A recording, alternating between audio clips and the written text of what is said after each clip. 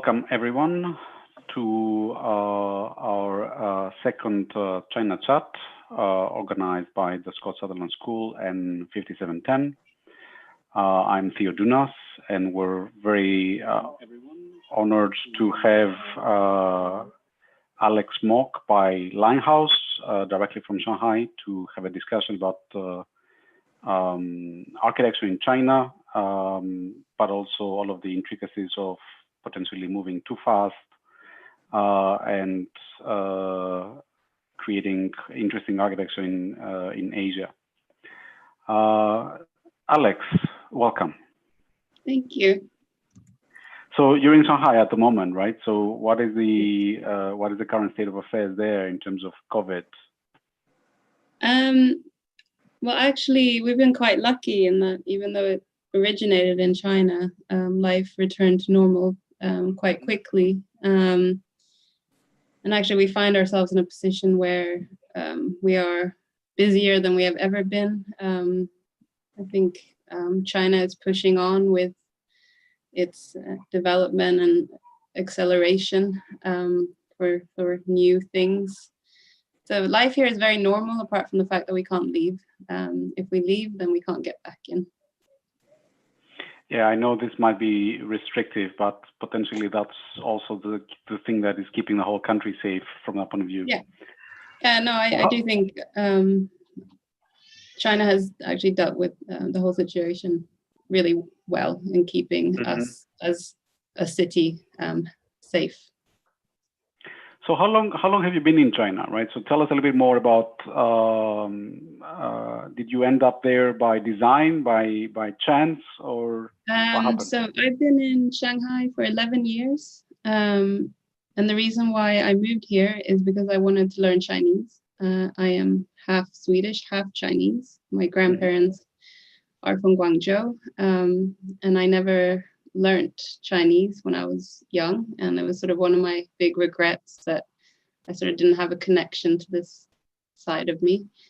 I grew up in Sweden and also in Hong Kong. I did my part 1 architecture in Newcastle, did my part 2 in the Bartlett, and then I went on to work at Neil McLaughlin Architects for 4 or 5 years in London before making the big move to Shanghai. There I started working, well, after learning Chinese, of course, I started working for Neri & Hu, and I was there for about 5 years before deciding to start my own company together with my business partner, Briar Hickling. Fantastic. So you had really great experiences both in the UK and in Shanghai. Yes. And so Neri & Hu are a really, I mean, I'm going to invite you to show us some of your work, obviously, right? But can you tell us a couple of projects you worked on in Neri & Hu? Yeah, I worked, so I am an architect by training, so I was sort of given more of the architectural projects to work on. So I worked on the Le Méridien Hotel in Zhengzhou. So that was an amazing experience. My first day at work, they said, you're going to work on this. And it really was from the very first sketch we did to, the very end where we were walking around sort of placing furniture, which was 5 years in the making. But I learned an incredible amount. And I think you can't take away learning through doing. That was definitely a good example of that. I also worked on the camper store, which was sort of quite an experimentative sort of design about Shanghai's laneways. Fantastic. So you want to take us through your projects that you have prepared for us for today, and then we'll have a discussion for each one of them? Yes, sure. So today I'm going to focus on a select group of projects which are mostly in Shanghai that focuses on Shanghai's historical fabric. So one thing that we really love to do is work with existing buildings and try to give them a new life, regenerate them, reinvent them in some way. Just to give you a little bit of a brief intro into the office itself. The picture on the left is our studio in Shanghai. We're a very international team. We're a small team, but we're all very passionate, and we all bring something different to the table. Our office is located in Jing'an, so some of the other pictures on this page is the sort of neighborhood which our office is in. So this is the part of Shanghai that we find really fascinating and interesting. It's not the sort of glitz and sort of shininess of new towers that we enjoy. We like this kind of connection to the local context around us, you know, always observing what, you know, even these guys who are collecting bits of wood, what are they doing? How can we sort of be part of this kind of cycle? These are just some more images. So this is sort of one of the biggest problems or sort of, as an architect, this is one of the biggest things I've witnessed in the last 11 years. This slow sort of demolition of the local vernacular housing. So we call these the local nongtangs, the laneways. So they're just slowly being demolished. And as you cycle through the city, you see these layers of construction and these remnants. This is something that we play on quite frequently in our work, and we're quite inspired by this. So the first project I'm going to talk about today is WeWork Weihai Road. I'm sure everybody knows who WeWork are, especially after the last year. We started working with them when they were just entering Asia. And it was a really inspiring time, actually, because I think what they were doing at that time was really kind of reinventing the work model. They currently have over 100 locations in China, which is quite staggering, really. So they found us, and they wanted us to work together with them to do their first 2 sites in China. The WeWork Weihai Road project, which I'm about to show you, was their flagship. So this picture in the middle here shows the building here. So this was taken a few years ago. So what you can see here is the local nongtangs or laneways that surround this historical building. So this kind of neighborhood kind of feeling was quite important. Interestingly, this building used to be an opium storage facility. These images on the left are not of the building itself, but it's how we imagined that perhaps it would have been used when it was the opium storage facility. More recently, it was artist studios as well.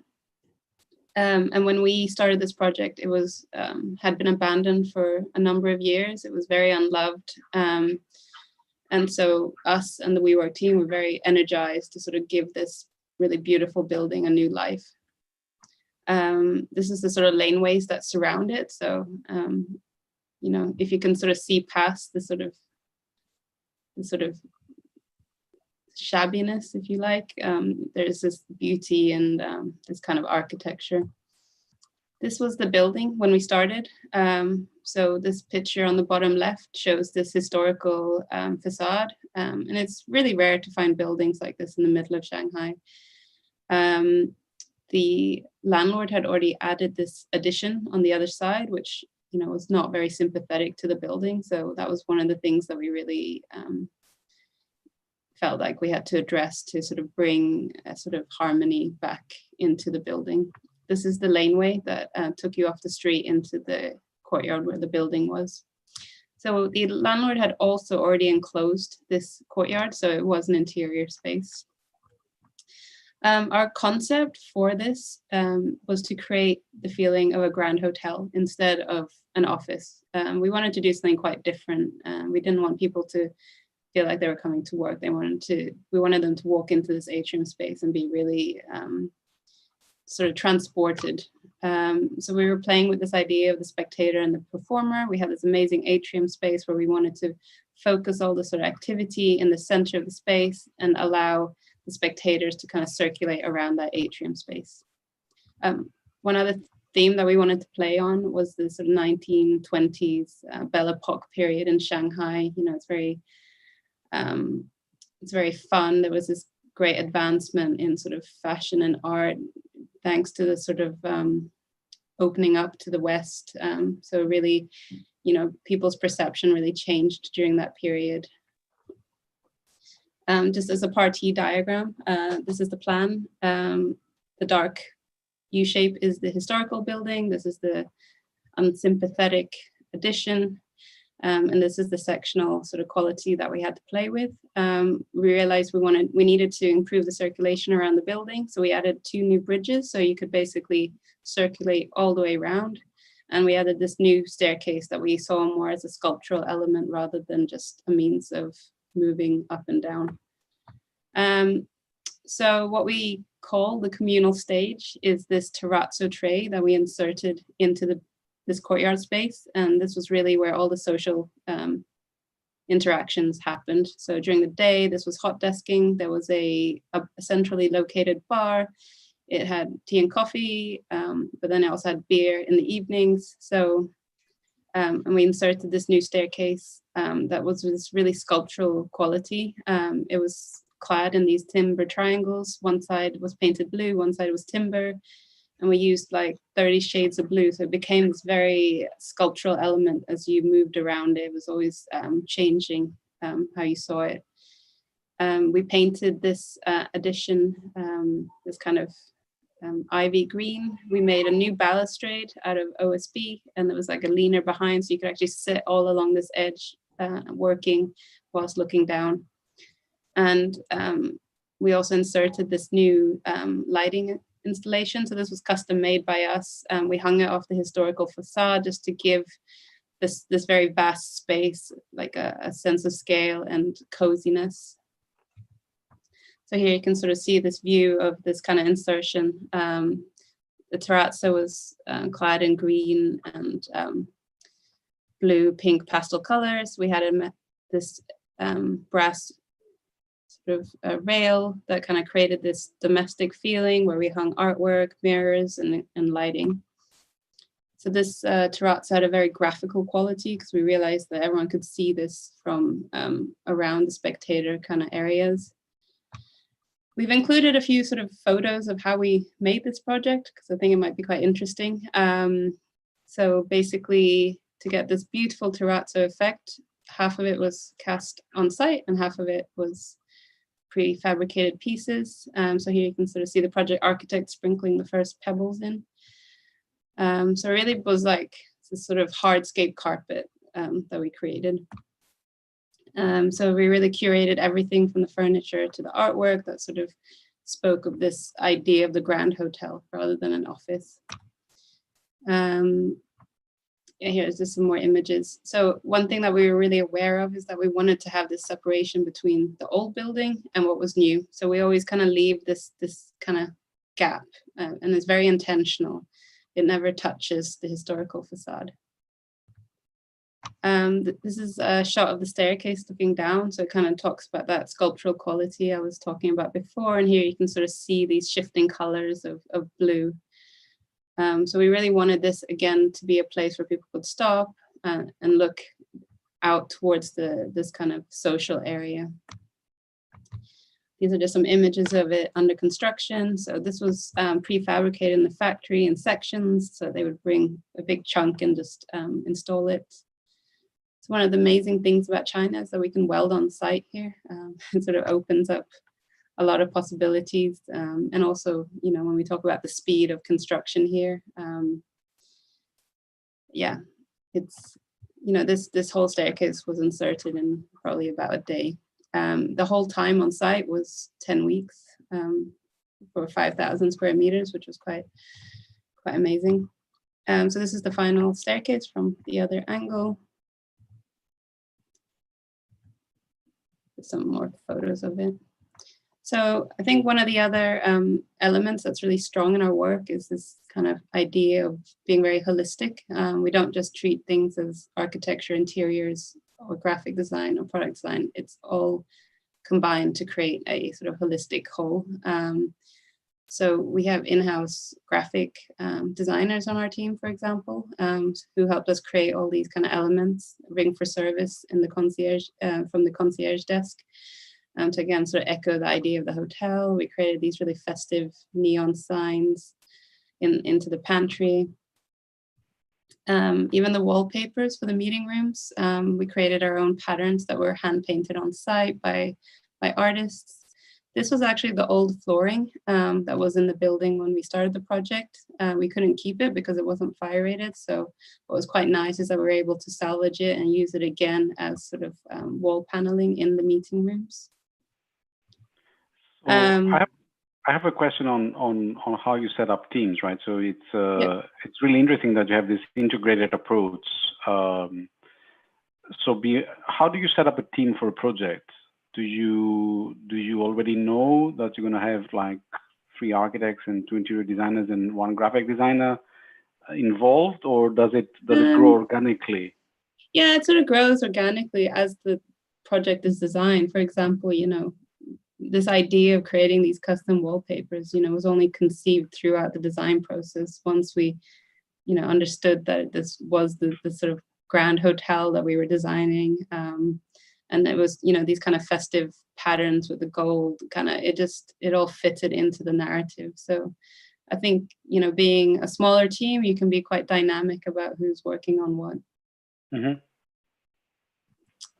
These are just some more kind of wacky drawings we created. This again kind of reflects the 1920s Belle Epoque period. We had these kind of very traditional Chinese lady, which were kind of brought to the 20th century with like tattoos and Beats by Dre and stuff like that. It's kind of, bringing in the WeWork kind of element. We also created custom tiles for the bathroom. So very simple idea of playing with these geometric forms, lines, and sort of solid shapes. So this is really one of the amazing things about China, is that you can, often the custom solution is actually cheaper than the tile that you can, buy off the shelf. So you can have a lot of fun and be very creative. So this is the bathrooms. We created these kind of lettering and graphics on the toilet doors. All the lighting was custom made for this project.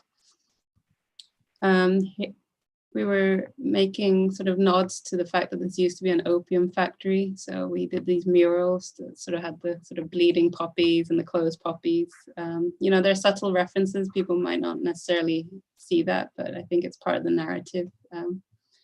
So this is an example of how that was used in one of the pantries. This is the entrance into the building. So if you have ever been to Shanghai, it's full of these kind of beautiful little winding laneways. And this is a nice example of it. Here's an arch, and they would sort of say the name of the family or the district of what this used to be. So together with Miguel, one of the co-founders of WeWork, we sort of conceived this idea of painting the whole thing pink to really create this moment when you would be walking along the street of Shanghai. You'd sort of turn your head to the left and see this completely pink alleyway and sort of be like, I need to go find out what's at the end of it. So I think this is a project that's been a really successful example of how you can sort of take a building that's, sort of falling apart, a bit dilapidated, very unloved, and give it sort of a new purpose in a sort of very natural way. Should I go on to the next project, or do you have any more questions about that one? Alex, Devin, any questions on this?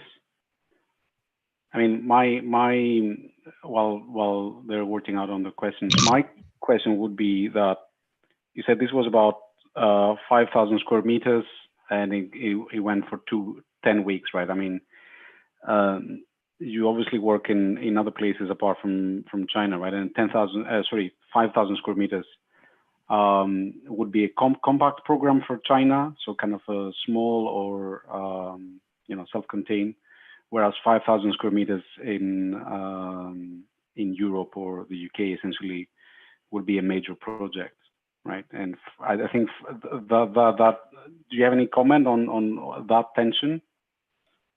Actually, that is one of the reasons why I sort of also chose to practice architecture in China, because I like this speed, and there's like a fluidity to the process that you just don't have in Europe. In general, I find the contractors very willing to push hard, to work together with the owners and the designers to find creative solutions of how to achieve what we need to achieve.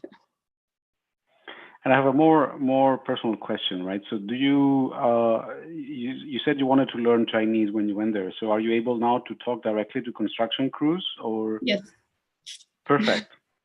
I mean, the way I did it was through drawing only. It was really difficult to learn the local dialect.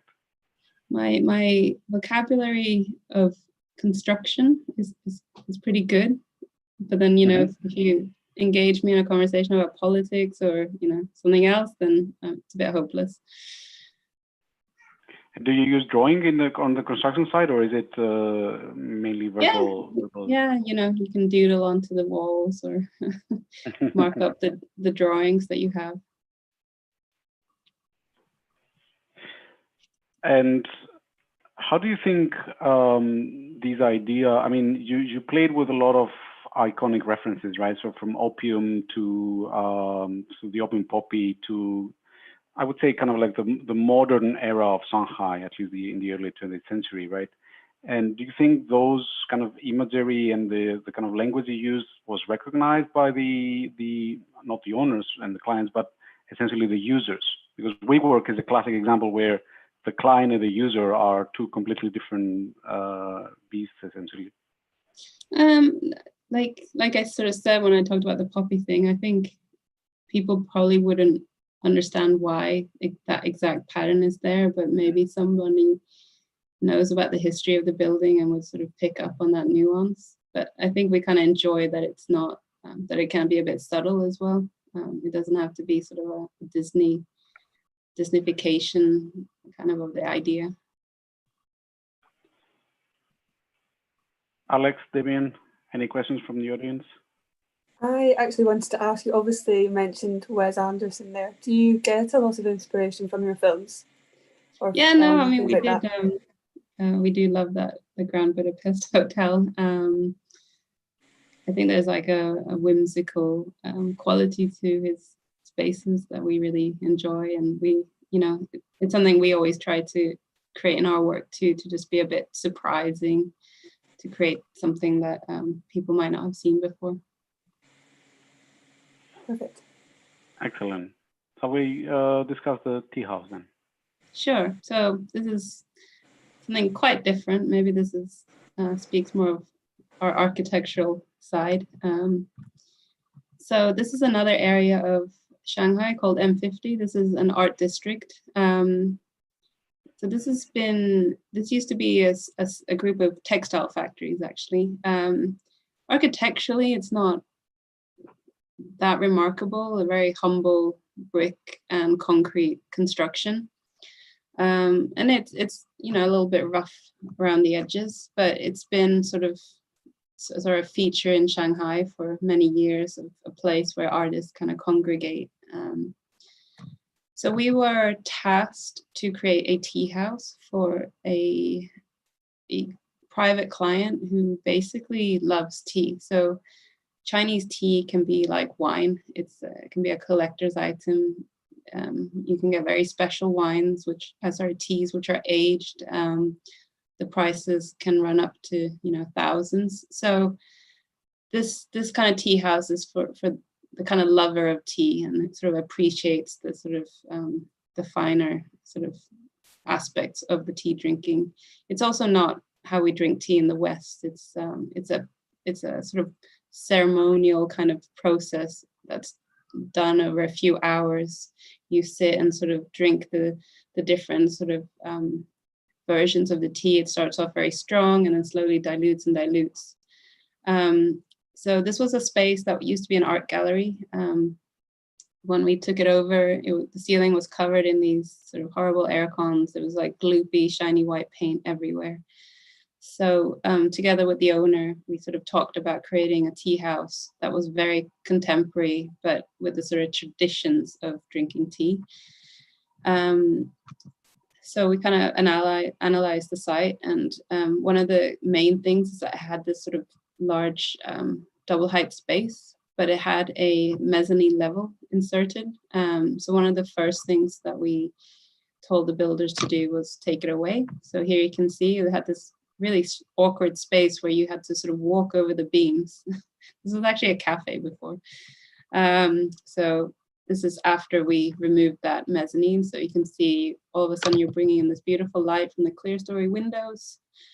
We also stripped the entire space to reveal what was behind. So we have these concrete beams, concrete ceilings, but most amazingly, the ceiling here had these brick tiles. So this was a surprise, you know, we didn't know what was going to be under there.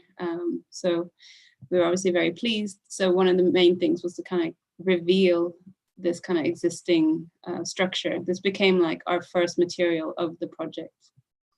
Even some of the brickwork was really beautiful. It had these sort of insignias of the brick makers itself. So here you can sort of see the really lovely light coming in through the windows, and sort of what the sort of large expanse looked like. This is this process of uncovering.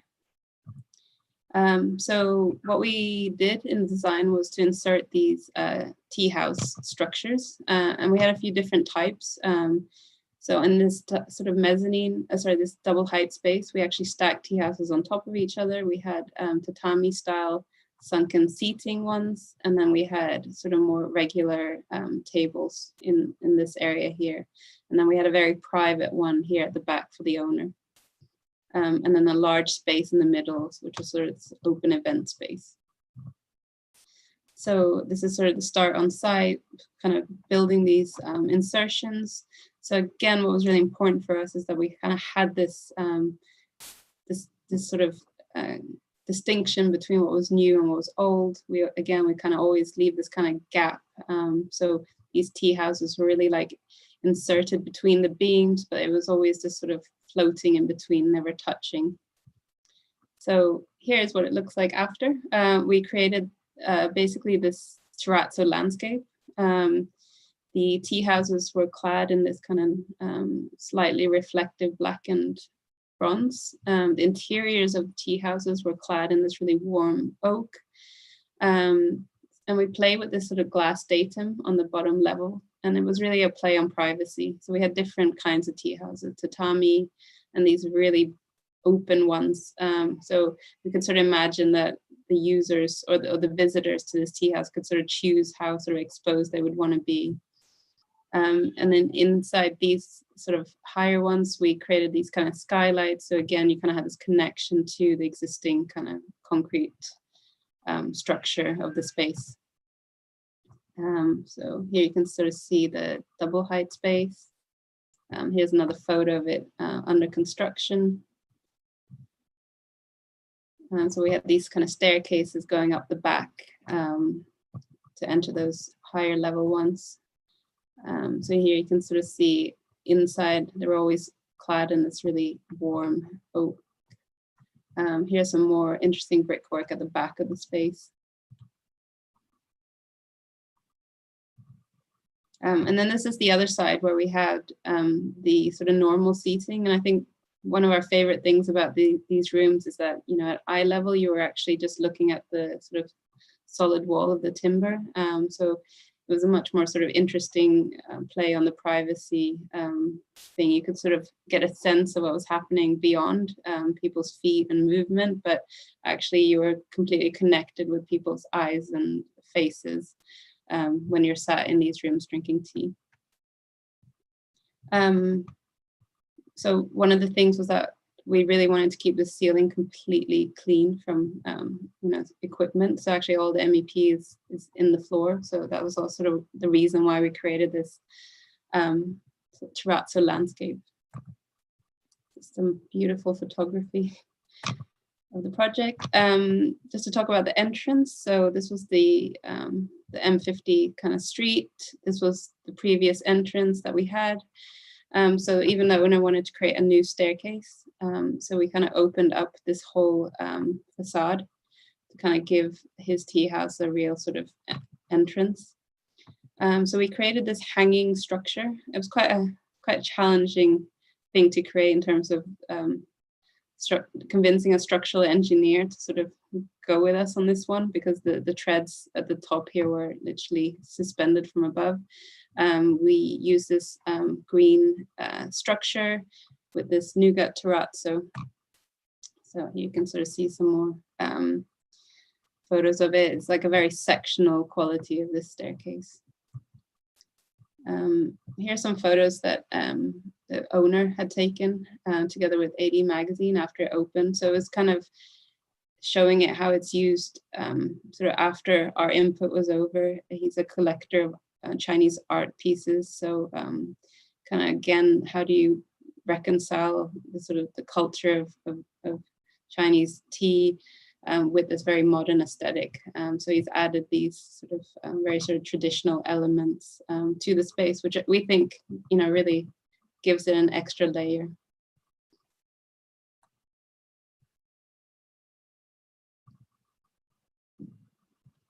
Yeah, that's the tea house. So in terms of aesthetic, it's a completely different kind of project from WeWork.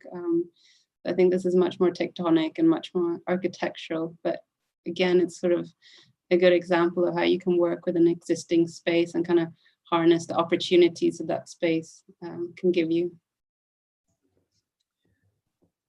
It's really amazing photography, actually, but also at least I fell in love with it in terms of I had not seen a lot of tea houses in China while I was there. But it does pay justice to the ceremony and the process, right? It's a much more elaborate kind of understanding from what we have in the West.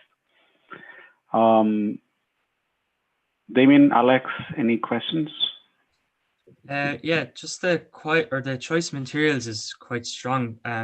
Did that choice of materials come early in the design process, or does it sort of come as you design, or how do you design through?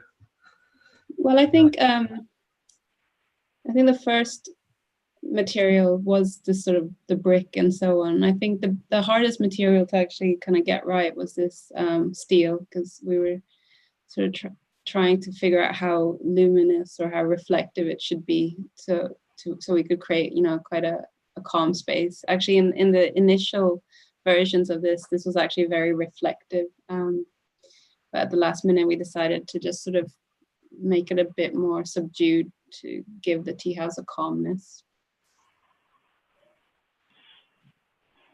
How is it used now? Is it so? This is a fairly new project, right? Because it wasn't there when I went to the gallery. More than 2 years now. It's still a functioning tea house. Okay, perfect. Mm. And all right, should I move on to the next project? Yep. I'm going to run through this one very quickly. This is a fish market we did in Shanghai. It's more of an architectural scale, just again to show what you can do with very ugly buildings. This was an existing wet market in sort of north of Shanghai, and we were tasked by the client to create a fish market for the community. So really, it was a study about materiality, because it was a large building, but the budget for this project was quite humble. So we kind of realized we needed a strategy that could encapsulate a large area and a large volume in a sort of really impactful but quite cheap way. So this is after. So these are some photos just during the construction. So our strategy really was to take that building, remove everything we could, apart from the existing concrete structure. So that's the beams and the columns. And basically we wanted to sort of create a building that diluted the threshold between interior and exterior. So we basically created these outdoor spaces by infilling the grid with glass and brick. And we just kind of wanted to blur the distinction between what was inside and outside, to kind of create this as an extension to the community. So you can see here, we kind of wanted in the end, we couldn't build this part here, but we had sort of this idea that we could pull out new beams and columns that were completely exterior to create sort of a community park as part of this kind of neighborhood fish market. So we managed to pull out some of it. So here, this part is new. So this became like these kind of outdoor terraces. It was sat next to this river with these trees. So the material was quite interesting because we basically tasked the construction workers to go to the market and go buy every concrete block and brick they could find and bring them back. And then we kind of like had these sort of classes with them. So sort of teaching them how to stack it in a sort of aesthetically pleasing way. It was obviously quite a fun process because, you know, it's hard to explain why a certain arrangement looks good and another one doesn't. But I guess it was just about creating some sort of balance between the different kind of shapes and blocks and colors. So this was a material that we used throughout the building. And this being a fish market, there's obviously sort of a F&B kind of element to it. So we even created these kind of custom bricks, which is stuff that you can do in China fairly easily. So we created our own kind of graphics that was made on a series of bricks that was like set in within all the other bricks. So this was the other facade.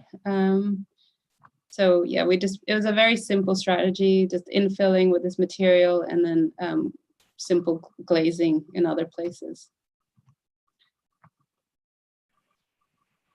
That's a nice project. So was it the municipal government that asked you to the commission project? No, this is actually a local developer, and they were building a lot of housing in the Baoshan district, and they wanted to create this as the sort of centerpiece of the whole development to give the people moving into these new housing sort of a focus or like a space. So it wasn't just a fish market, it also had like creche, it had like 2 restaurants, it had a supermarket as well. Yep. So more kind of like a community focus, essentially, where that becomes the focal point. Yeah. How are you able to organize the workers in terms of training them? Well, I mean, it was literally me and Ching, one of our project architects, you know, literally stood there with a pile of bricks and just sort of kind of. And did the workers offer any kind of perspective on what they thought was beautiful compared to what you thought was beautiful? Well, I mean, it was quite interesting because then in the subsequent visits on site, we would be watching them do this, and some of them were much better than others at it. So it was just quite interesting, you know, like some of the walls are much more, you know, beautiful than, I don't know, others, for example. And, you know, I guess part of the strategy is as well as that it's forgiving. So you kind of have to just let them do their thing. Yeah. Yeah. Damien, Alex, any questions? Is that something? Oh, sorry, Damien. Is that something that happens a lot? This one-to-one chat on site with the contractors on these smaller details. I mean, maybe not to that extent. I think there's definitely projects where, you know, maybe the architect chooses to sort of go down that route, but it's definitely not normal, I'd say. I mean, the other project that's a good example of that is the Alila Hotel in Guilin, where the architects even set up their own like brick making sort of production on site, you know, because they were so specific about exactly the type of brick they wanted to use for the project. That's good. See that like all this sort of rapid urbanization in Chinese cities and stuff, do you try achieve sort of that vernacular with traditional materials? Is that quite an important thing in your designs? Yeah, I think for us it's you know, we kind of enjoy that, and we kind of enjoy, you know, examining what's around us instead of just sort of deferring to, you know, glass and metal and, you know, sort of the more predictable materials that perhaps is easier to work with. Fantastic. Can we take a look at the next project? Yeah, so this is a really small project, and I threw this in here because it's actually still one of my favorite projects. We completed this in 30 days from beginning of drawing the idea to it being open. And it was a cost of £6,000 in total. So, and it was actually around the corner from my house at the time. So we actually didn't do full construction drawings for this. I would go to site every morning, have a little chat with the builder about what he was going to do. So it was just a very natural and easy process. It used to be a little shop that looked like this. It was a very small space, so our idea was very simple, which was to play with this idea of forced perspective.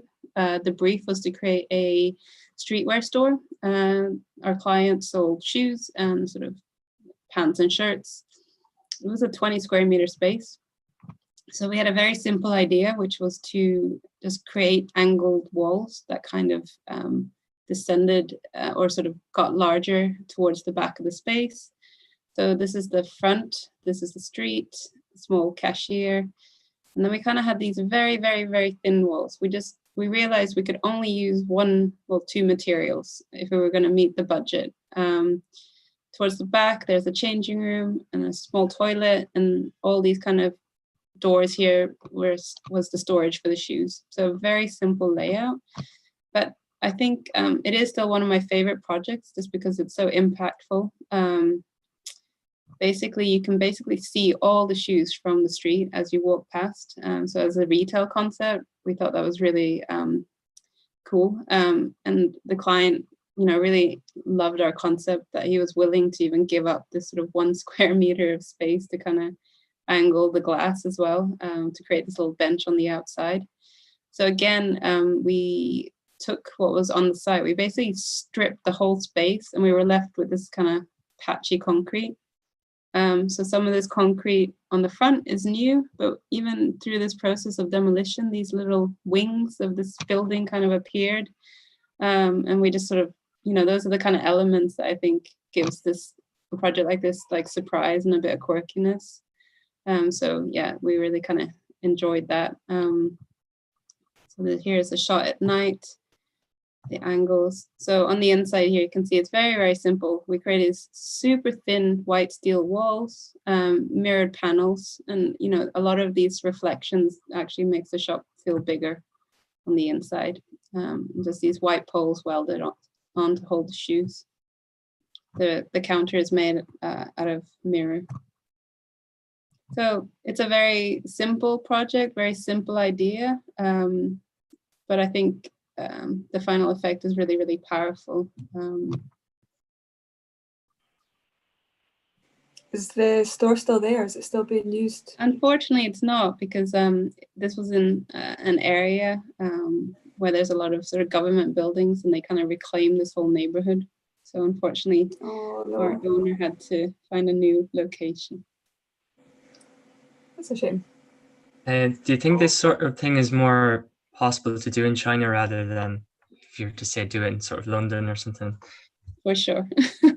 I think, we are working internationally, and I think that's one of the things we definitely recognize is that you can achieve so much more here just because it's cheaper to build. People are willing to take risks just because it is cheaper to build here.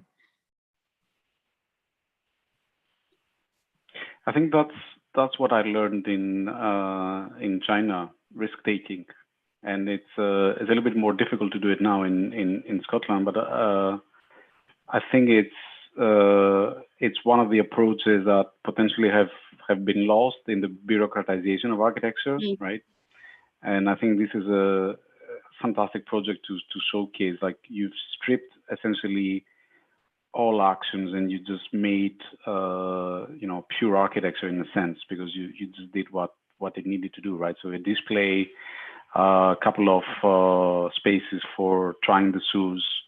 And yeah, I think this is one of the cases where the client was present in allowing you to create this entrance, right? It's not just the bench. I think it by making this triangle, it creates a space for an entrance, and that is much more different than the classic kind of linear facade you get in Shanghai. So from my point of view, I thought I would be in love with the tea house, but I think I'm gonna switch my preference to this one. How are we doing for time? Should I go on to the last project, or? Yeah, we have 15 more minutes. Okay. Unless you're tired, right? So if you can take us from the last project, and then we'll have a chat. Sure. So this is a bit of a deviation from China in that this is in Hong Kong. And I think this project is not really about the site itself, but I think it's more about the materiality that we used for this project. So this is called John Anthony. It's a restaurant in Hong Kong. It's a dim sum, but with a sort of very modern take on it. So John Anthony was a historical figure who was the first Chinese man to be naturalized as British. So we found this whole story very fascinating. So we did a lot of research into the sort of places he would have been, how he traveled, and we kind of came up with our own narrative of his kind of story. He worked for the East India Company. He traveled from the Canton Docks, which is in China, like through sort of India, and then finally ending up in Limehouse in the East London Docklands. So this was the sort of route he would have taken. So we were just sort of imagining kind of his journey, the textures he would have seen, the materials, just the colors, and then this kind of this sort of strange journey from two very different places. Limehouse is a bit of an interesting one in that there was a lot of Chinese kind of sailors arriving. So John Anthony's role was to actually make sure that all the sailors were fed and had a place to sleep. So it kind of gave rise to this idea of the Chinese canteen. So we kind of were really seduced by all these kind of images of East and West kind of coming together in this really interesting way. So this is an image that's been quite widely published, which is quite nice. This is the entrance into our restaurant, which is actually located in a basement. So one of the things we had to work really hard at was to make it feel like it wasn't in a basement. So you basically descend down this staircase. When you arrive, this is the sort of journey down, and we created this kind of backlit glass to sort of create a much more sort of ephemeral feeling. This is the plan of the ground floor, or sorry, the basement floor, the main floor of the space. So this is the staircase here, and then this is the main kind of sort of the heart of the project. It was a double height space where the bar was located. This is the entrance. Oh, these slides look a bit funny. Okay, so the reason why I put this in is because our client sort of tasked us with creating a very sustainable restaurant. Obviously, there's a few contradictions in that you're creating a restaurant in the basement in Hong Kong, you know. But I think the way we approached that was more to create a story that could sort of be told to the visitors to this restaurant, maybe to sort of educate them about choices and so on. So for example, all these floor tiles here are actually reclaimed from abandoned houses in China. So we really, really thought about the materiality very carefully, and sort of we tried to pick things for every part of this restaurant that kind of really spoke true to that idea of sustainable materials and or some sort of circular kind of economy.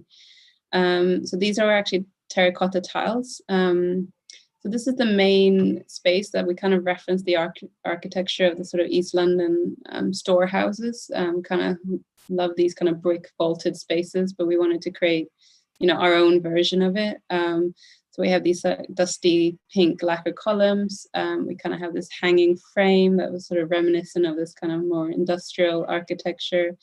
We kind of have the arched language that kind of runs throughout the space. This was the gin bar that had double height. So they actually even had gin tubes here. They were infusing their own gin on site. So all the lighting for this project was customized by our team and made in China. Here's another view of it. Oh, sorry, let me open it again.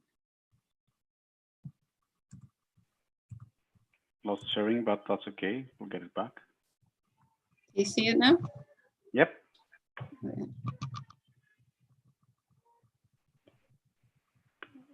Presentation in China speed.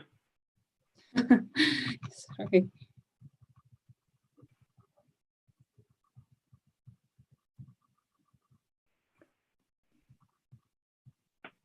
So here's an example of these tiles. Oh. I think Zoom doesn't like that slide. Yeah, Zoom does not like that slide.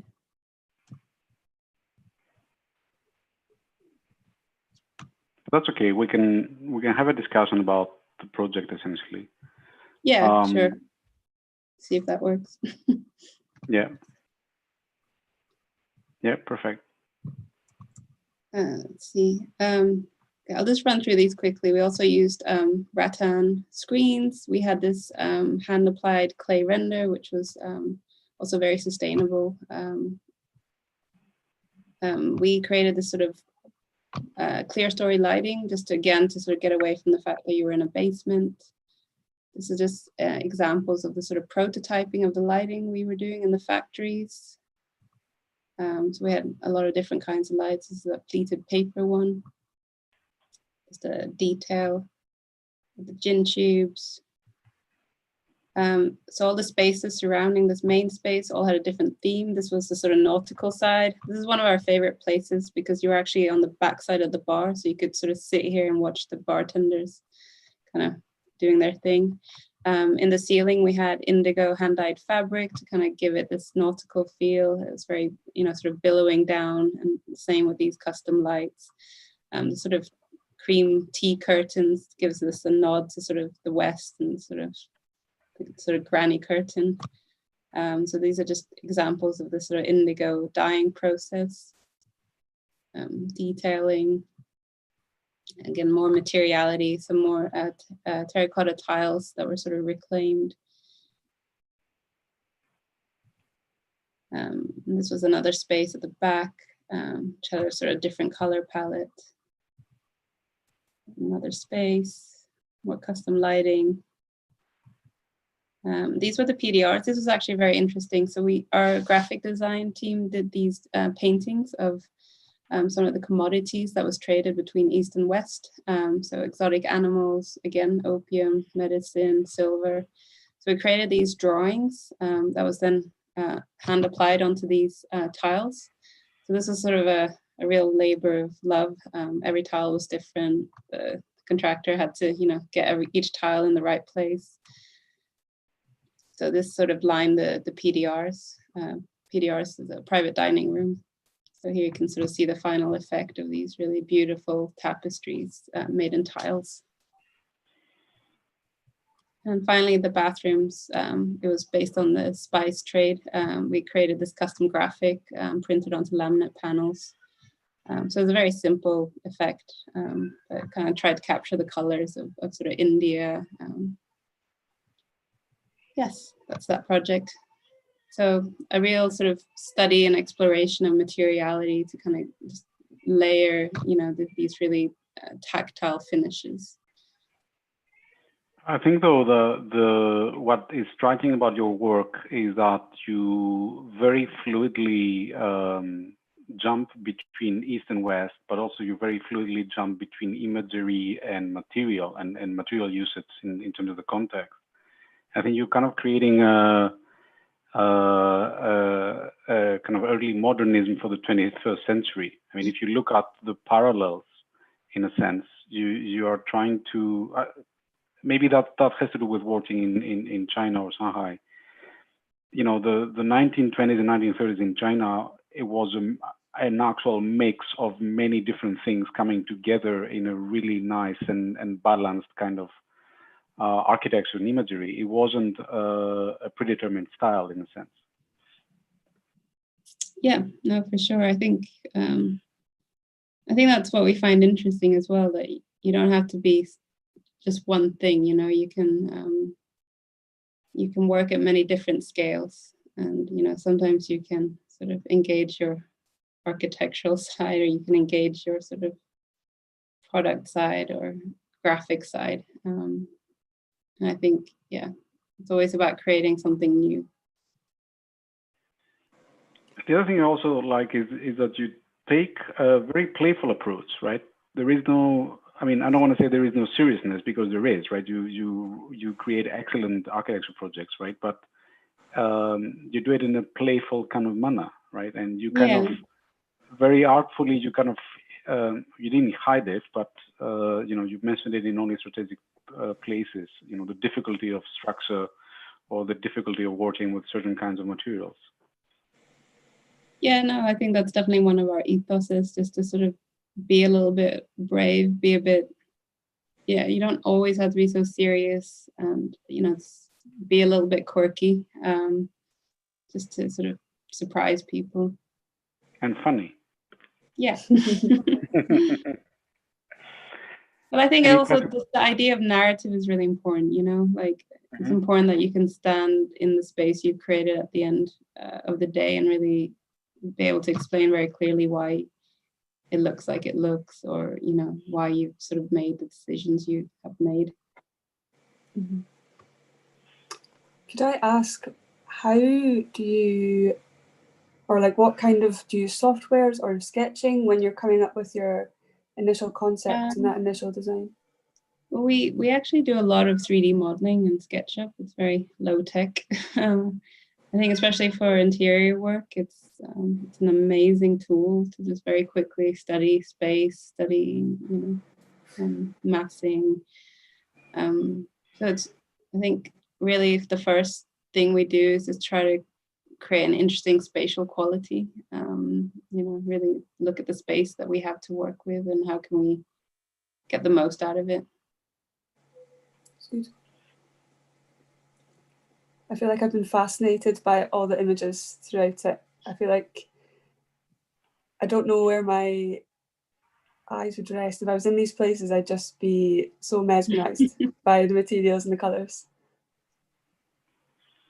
Well, it is extremely alluring, right? And that's, I think, is the quality that you have. That's why I think it's a really nice balance. And so I was trying to speak about an early modernism of the 21st century. So rather than talk about other styles that might emerge in terms of architecture, right? This kind of playfulness, I think, is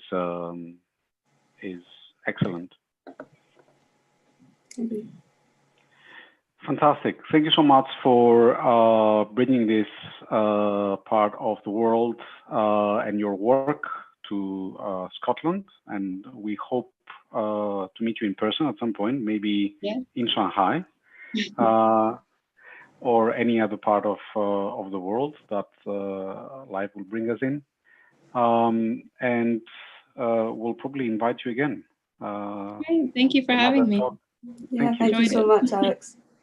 Thank you so much. Have a nice day. Bye-bye. Bye. Thank you so much. See you later.